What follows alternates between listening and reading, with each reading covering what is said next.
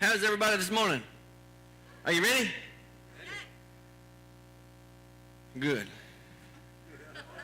I'm not ready, but we're going to get it done anyhow. Let's start off with a word of prayer. Lord God, just thank you for the day. I thank you for the time that we can come here together and worship you and praise your name. You're an awesome God. You are a merciful God and a gracious God, and we appreciate that. Lord, you're also a jealous God, and you want us all for you. Lord, I pray that we'll learn more about you so that we can give you our everything. Lord, I pray today that you'll speak through me and that, Lord, that you'll change us for the better for you, that we'll learn to seek you better, seek you more, become the people that you want us to be, more Christ-like. In your name I pray. Amen.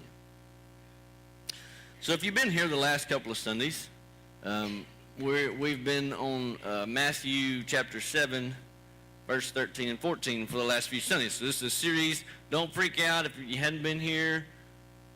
We're just going to pick up and we're going to go on to the next deal, all right? This is not a building deal. If you missed the last couple of Sundays, it ain't going to hurt what you learned today, okay? We're going to try to make this as easy as possible. So if y'all want to flip on over to Matthew chapter 7, verse 13 through 14, y'all can get there while we get started.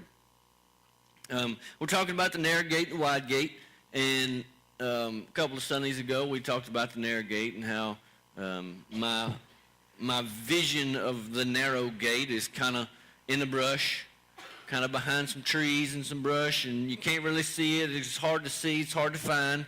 And then it's got brush on either side of it, and so when you try to open it, it's really tough. You got to squeeze through it and really get in there. So it's really hard to find. You're not going to send a whole bunch of cows through there, or sheep or goats or pigs or whatever you got, or yourself. There's not a whole lot of people going to go through that thing all at one time, right? It's just going to be here and there and yonder. Today, we're going to talk about the wide gate, right? We're going to talk about the wide gate, and if you do anything with cows or if you're trying to move any kind of animals, you want a wide gate. You want a wide, big old open, wide gate to where you can send them all through there or a majority of them through there all at one time. You also want this gate to be obvious. You don't want to try to run these cows or horses or anything to a gate that they can't see, right? What happens when a cow sees an opening? It's like a beeline, especially if it's an opening you don't want them to see. But if you want to move these cows through to the next pasture, if you're rotating to another pasture, you're trying to break them off or move them off the ryegrass or whatever, you want a big opening. You want a big gate. You don't want a little 4-foot gate to run 40 head of cows through. It ain't going to work. I mean, unless you're working them. If you're working them, a 4-foot gate is perfect because you don't want but one at a time. But if you're just trying to move them from here to yonder, you want a big gate. I mean, a 16-foot, maybe even 2 16-foot gates. You want that sucker to be wide open so that whenever you open it, they can see it, and it's out in the middle. It's wide open. There ain't nothing in front of it. You want them to be able to see the gates open so they can go through it, right? You want it to be obvious. And there's going to be a lot of traffic through there, of course. All your cows are going to go through there all at one time. Now, it's not going to be hard to find. It's going to be easy, and it's going to be wide open. So it's just you see it and you go, right? That's how you want to move cattle. Well, that's also how the devil wants to move us, okay? He wants the easiest route possible, the widest gate he can get so that we can see it easily in the big old road so we can go down it with no problem whatsoever. So in essence, what we have to do to find the big gate, the wide gate, nothing. We don't have to do anything different than what we grew up before we became Christians, before we found Jesus. We don't have to do anything different. We just keep on keeping on, doing whatever it is we do. And it'll be right there, wide open, ready to go. Matthew chapter 7, verse 13 through 14. You can enter God's kingdom only through the narrow gate. The highway to hell is broad, and its gate is wide for the many who choose that way. But the gateway to life is very narrow, and the road is difficult, and only a few ever find it.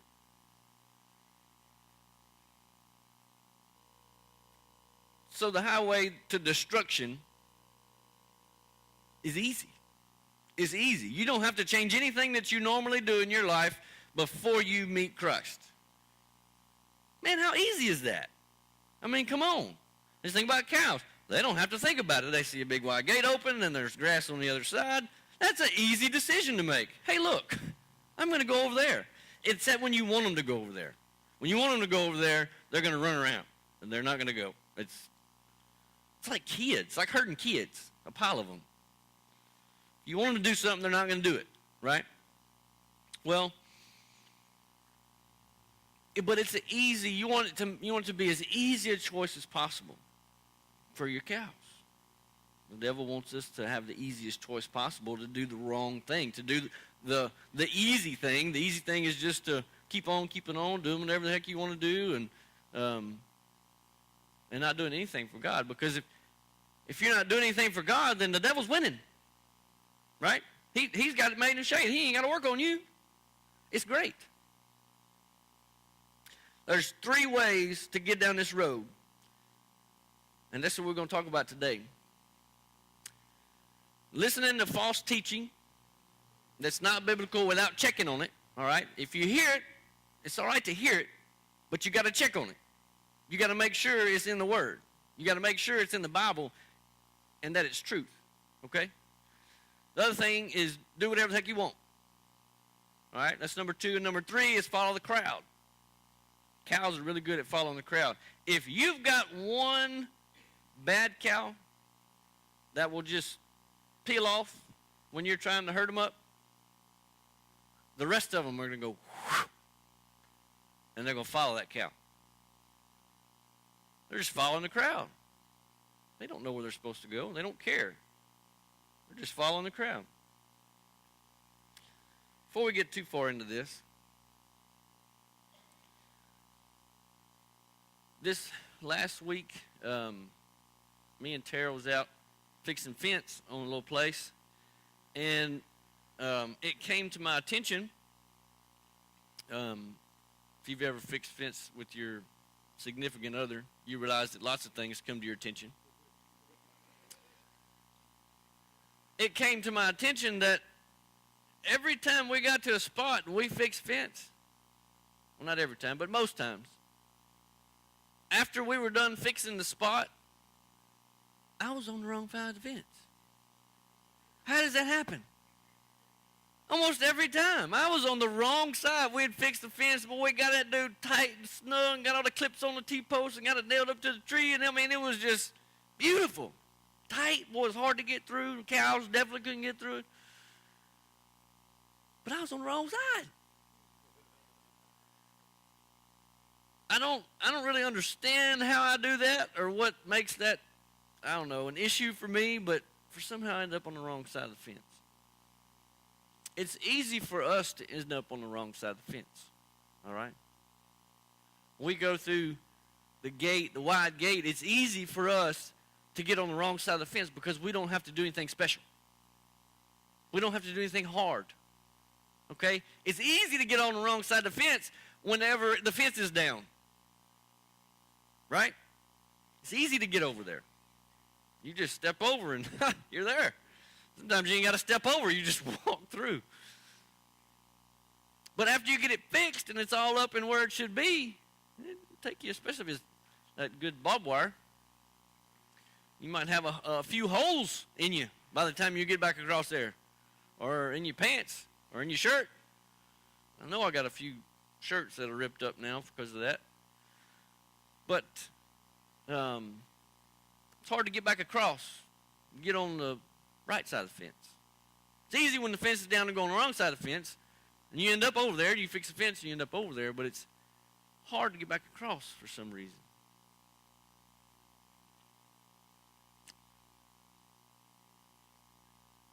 So the first way of getting through the wide gate, listening to false preaching, looking at Matthew chapter 7, verse 15. So if you're already in Matthew chapter 7, just look down there just a little bit, a couple of more verses, and you'll find it. It says, beware of false prophets who come disguised as harmless sheep, but are really vicious wolves.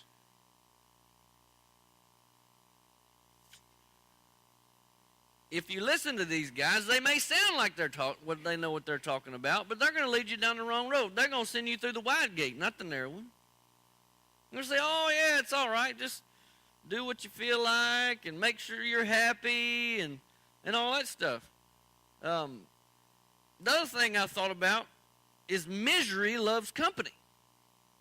Right? Everybody's heard that. Misery loves company. Well, the devil is going to be in hell for eternity. But he don't want to be there alone. He wants to bring everybody that he can get there with him. Misery loves company. He wants to have a party down there. Of course, it ain't going to be much of a party.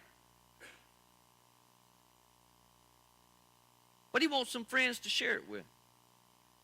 How does he do that? He uses false teachers. He uses false preachers that are going to tell you whatever you want to hear. They're going to tell you, they're just going to tickle your ears with some good stuff, all the good stuff you need to hear. But they're not going to tell you about the bad stuff, the hard stuff, the stuff that you need to hear, not that you want to hear, but you need to hear. They're not going to tell you that hell is hot and that heaven is real. But folks, that's the truth. That's the truth. They're not going to tell you the truth. And a lot of people listen to them because it's what they want to hear.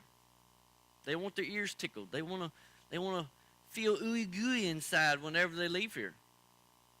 Whenever they leave church or whenever they hear the word, they want to just feel all good about themselves because of what they heard. That's not necessarily the truth. There are great things about this Bible. This is a love story, this Bible. It's about God's love for us. But there's some hard stuff in here that you've got to deal with if you're going to be a Christian. If you're going to seek him and follow him, there's some hard stuff you're going to have to take care of. So you've got to go through the gate that's a little more difficult to find and it's a little more difficult to get through than it is the big one that's easy to get through and easy to see.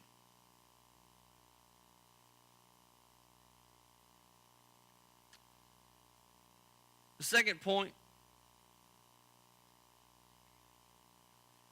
do whatever you feel like. Look at Romans chapter 3, verse 23. This is a lot of people know this verse. If you don't, it's important. You might want to learn it. It's a good verse to learn because it's kind of a reality check for everybody. Romans 3:23, for everyone has sinned and fall short of God's glorious standard. We are naturally sinners and also by choice.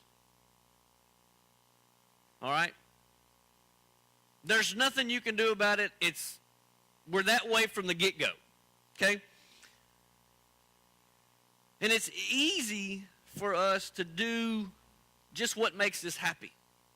Do what we feel like, right? Do whatever it is that makes you happy. It seems like that's the biggest thing in the world today and for the last 10 or 20 years. Maybe longer than that. I don't know. I'm not that old. Getting there. But it's do whatever you want. Do what you feel like. Do what makes you feel good. Do whatever makes you happy because you deserve happiness. I'm going to tell you a little bit of truth. You don't deserve anything. You don't deserve anything. You don't deserve to go to heaven. Just like I don't deserve to go to heaven. I don't deserve it. It's only by God's grace that my sins are wiped clean, that I am righteous in front of him. God's grace. That's, I don't deserve it. He's given it, but I don't deserve it. But if we have this mentality that I deserve happiness, you might want to recheck your heart. You might want to recheck who you're listening to, what you're seeking. Because if you're just seeking happiness, I'm going to tell you, you're not going to find it here on earth. And if you're not seeking the right thing, if you're not seeking the right person, that is God, you're not ever going to find it. Ever. Because in eternity, you're going to be tormented forever.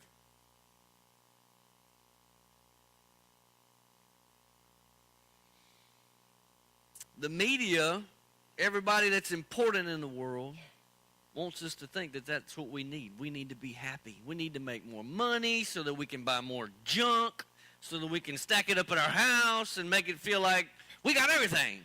And then we'll be happy. And what happens to it? It rots. It falls apart. Everything falls apart. You can buy a house and think, I'm happy. I got a house. I'm going to tell you, if you don't take care of it, it's going to fall apart. A lot of you probably already know that. Stuff falls apart. If your happiness is made up of stuff that is in this world, that is on this earth, that you can feel, see, touch, or taste. Some people like food, that makes them happy. You can taste it, you know. It's only good for so long. I don't know if you know that. The food only works for a little bit, and you got to eat more. But you're never going to find happiness with anything in this world. Okay? So if you're doing things to make yourself happy, you're trying to do everything in this world, whatever you can find, whatever you think you can do to make yourself happy, I got news for you.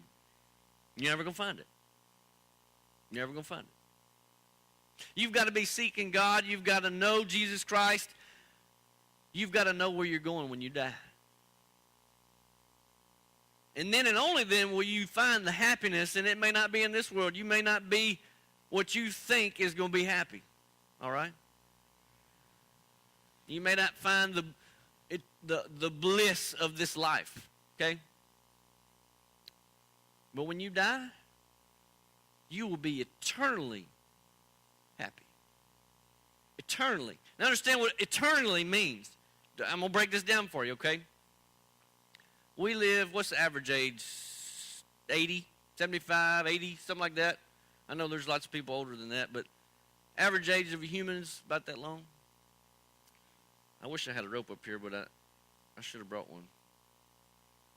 That's like this long. Okay? That's like this long. That's a short one. I need a long one. That's like this long. Y'all probably can't even see that. You probably think my fingers are touching. That's like this long compared to here to around the world. Eternity. We got one shot at doing what we're supposed to do. Finding Jesus Christ. And I don't mean one shot like one day. I mean one shot like our lifetime.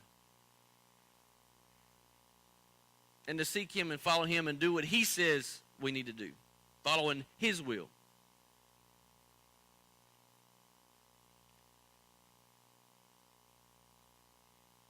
If you're doing just what makes you happy, you're not ever going to be happy. Because there's always going to be more. Always going to want more. More of this and more of that. Number 3, follow the crowd. Easy, right? I mean, that's what you do. When you hear gunshots going off, you follow the crowd. Away from wherever. You know, sometimes they lead you to them. But, you know, if you're looking for somewhere to go, or I've done this before, going to a rodeo and didn't have a clue where the arena was. But somehow along the interstate, I come on a trailer that looked like it might be going to a rodeo. And I just, wherever they went, I went, hoping they was going to the same place I was. And if you found another one along the way, you were almost for sure they was going to the same spot. You follow the crowd. It's an easy way to get there, right? If you don't know where you're going, just follow the crowd. They'll show you where you need to go, right? Easy peasy. Nothing to it. It doesn't take any thought, doesn't take any effort, doesn't take any having to look it up, and how hard is it to look up on Google where stuff is, right? Come on. Of course, we got lost twice this weekend, and had a map in our hand. It was pretty bad. So much for Google. But if you follow the crowd, it's easy. It doesn't take any effort whatsoever. No effort. It makes it easy on us. Look at Romans chapter 12, verse 2. Flip over there real fast.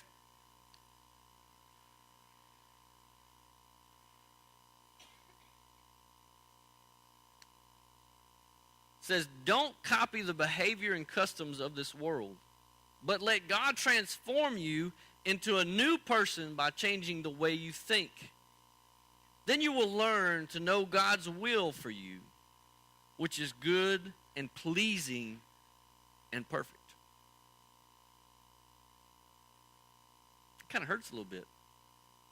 Kind of steps on your toes and twists your arm a little bit. Man, that kind of stings. It kind of hurt a little bit. I can't just go through life just following what everybody else is doing. I can't just go along through life just easing along, doing whatever I want to do, which is what everybody else wants to do because it's fun or it's easy or you like it. Everybody else is going to the bar tonight. Let's go. So what if you got 4 or 5 shots of tequila? It's fun. We have a great time. Except for the hangover in the morning. I know nothing about that. But we can go along with the ideals. Like the real world ideals. Like all the stuff that's going on in the courts and all the stuff that's going on in this country, right? This country has changed dramatically here just in the last 2 years, in the last 10 years, maybe even the last 50 years from where it started. Okay? And so we can follow along with the modernization of our ideals, which is not going to be biblical. It's not going to be biblical at all. It's going to go along with what the world wants, which is what Satan wants. Satan's got them just easing them along. Just, hey, guys, we're going to come this way. It's nice and pretty over here. Got everybody going that way. Woo! Ain't but a handful of strays left back over here that's not saying, no, that down there is the highway to hell. That's a bad place. We can follow the crowd and follow Satan on into that. But that's not what God wants us to do. That's not what he has planned for us.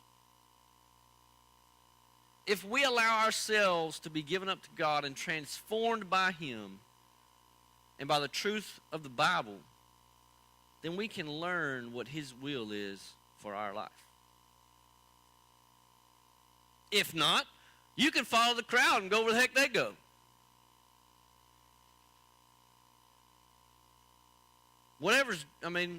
That's whatever you want to do. It's whatever you feel like doing. Whatever suits you for the day. But it doesn't suit God that way. If you're going to be a Christian, if you're going to seek him, if you're going to follow him, then you need to seek him. And say, the heck with all that other junk. If you're going to be real, be a real Christian, and that's man or woman, then you need to put the worldly things aside. The being happy. I just want to be happy. I hear it all the time. You don't deserve to be happy. What have you done to deserve to be happy? Nothing. Are you going to be happy sometime? Yeah. But if you're seeking that all the time, you're not seeking God. If all you're seeking is happiness, you're not seeking God. God will give you a peace about your life and will give you a comfort about it. Give you happiness somewhat. But you're not going to find true happiness until you reach paradise in heaven forever. You don't even know what happiness is about until then. So you can follow the crowd, you can do what the heck you want to do, and you can listen to whoever you want to listen to as long as they tickle your ears. Tell you what you want to hear. Tell you that all your stuff that you're doing is okay. You just, give me some money and I'll pray for you. And everything will be good.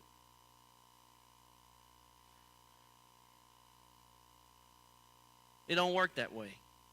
It don't work that way. And all of those things are going to lead you through the wide gate. They're going to lead you through the big gate, down the easy road.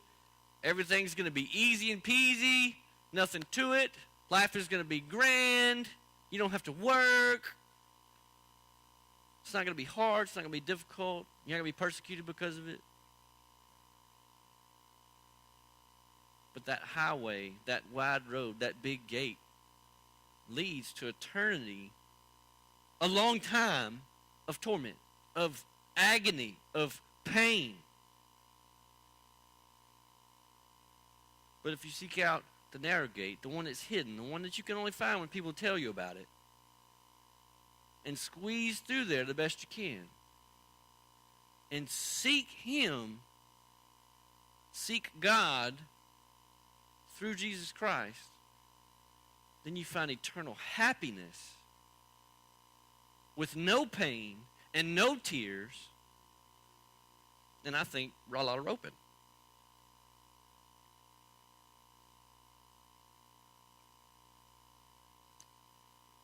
This is the real deal, okay? I don't like to stand up here and tell you that all this bad stuff, okay? I don't like to. I want to tell you all the great stuff about being a Christian, because being a Christian is awesome. There's a lot of peace and there's a lot of comfort, and there's things that God does that I can't even explain. He's done things in my life just in the last couple of years that I couldn't even tell you how.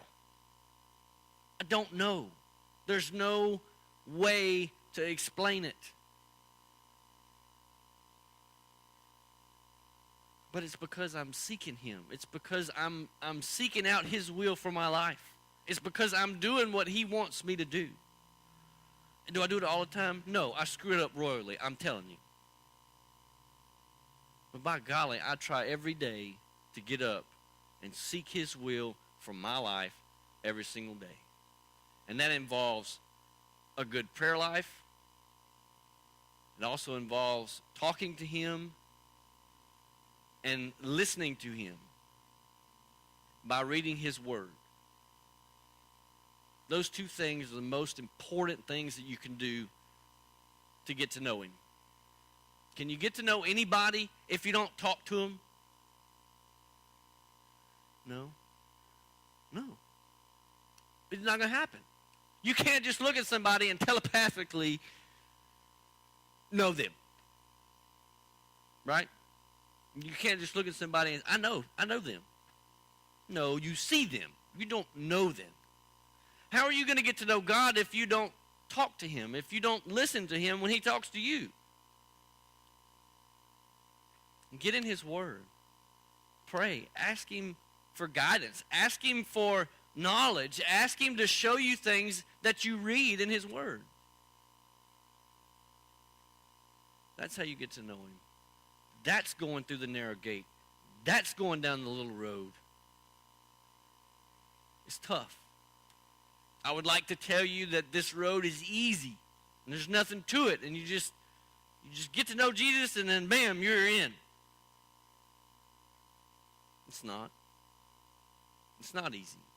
That's why not a lot of people find that gate, and that's why not a lot of people go down this road. It's because it's not easy. You have to work for it. You have to work for it.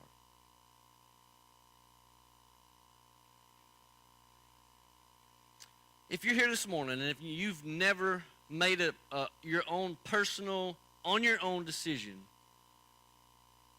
to go through this narrow gate, to know Jesus Christ, to accept him into your heart as your personal Lord and Savior.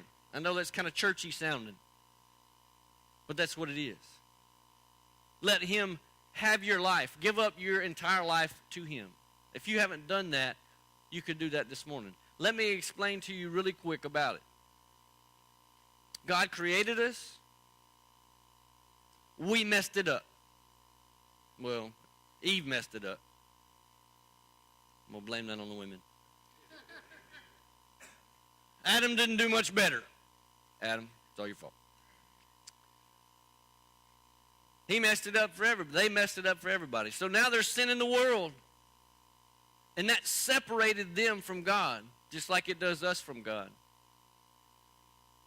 But God loved his creation. He loved us so much that he sent his son to this earth to live perfectly, completely perfectly, and to die perfectly, so that our sins can be washed away, can be done away with, so that we can be righteous in front of him.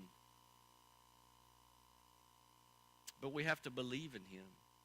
We have to seek him. And that's how it works. What comes after, that's the easy part, just so you know. That's the easy part. What is tough is what comes later.